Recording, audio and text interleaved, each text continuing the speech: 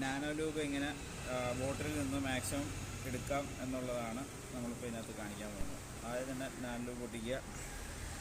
ഇതുപോലത്തെ ഒരു സ്പൂൺ എടുക്കുക. ഇത് സിലിക്കോണിൻ്റെ സ്പൂണാണ്. നന്നായിട്ട് ഇതിങ്ങനെ ഒന്ന് ഇളക്കി കൊടുക്കുക. കുലുക്കണതിനേക്കാളും ഫാസ്റ്റാണ്. നന്നായിട്ട് ഇളക്കിയതിന് ശേഷം ഒരൽപ്പം ഓയിൽ ഇതിനകത്തേക്ക് ഒഴിക്കുക.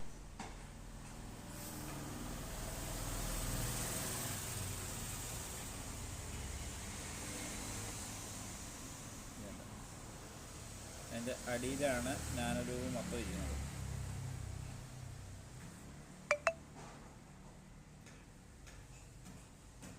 ഒഴിച്ചതിന് ശേഷം ഒരൽപ്പം ഓയിൽ ഇതിനകത്തേക്ക് ഒഴിക്കും.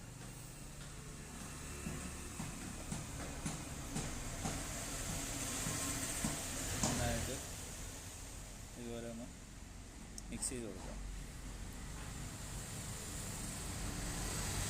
അപ്പോൾ നമ്മുടെ ഓയിൽ നാനോ ലൂബിനെ നന്നായിട്ട് നനച്ച് കൊടുക്കും.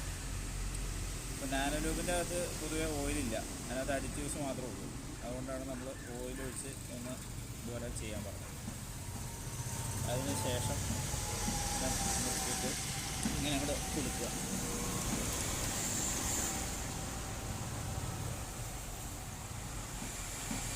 അതെ,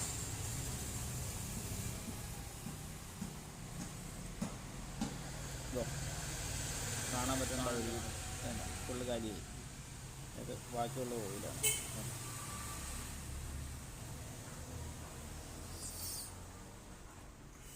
ഇനി ഇതിനകത്ത് എന്തെങ്കിലും ഡിസോൾവ് ആവാത്തതുണ്ടോ എന്നുള്ളതാണ് നമ്മൾ നോക്കാൻ പോകുന്നത്.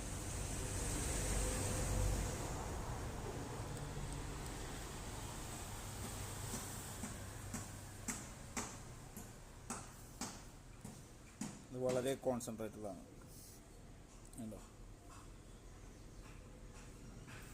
ഡിസോൾവ് ആകാത്തായിട്ടൊന്നുമില്ല.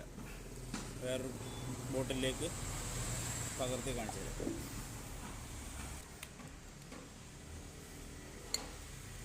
ബോട്ടിലെടുത്ത് അതിനകത്തേക്ക് ഒഴിക്കാൻ പോകും.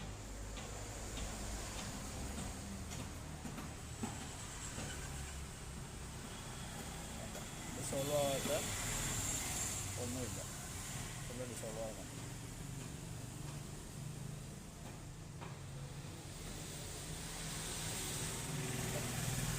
ഇതിൻ്റെ അരിയിൽ ഒന്നുമില്ല, ഉണ്ടോ, ഫുള്ള് അളന്നുണ്ട്. ഇതും 61ാമത്തെ ബാച്ച് തന്നെയാണ്.